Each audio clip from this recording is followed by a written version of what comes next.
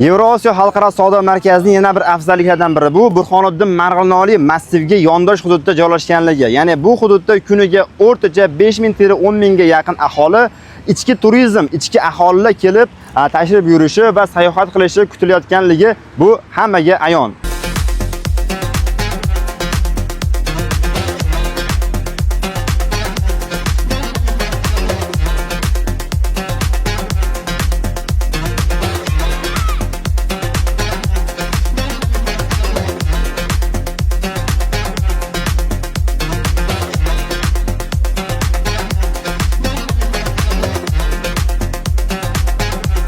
Bu joylar nafaqat ichki turizm uchun, balki tashqaridan keladigan mehmonlar va turistlar uchun ham mo'ljallangan. Aynan shu yerda bizning navbatdagi ikkinchi obyektimiz, ya'ni Hilton mehmonxonasi joylashgan bo'ladi va u kelayotgan turistlar va mehmonlar uchun premium toifadagi xizmatlarni ko'rsatadi.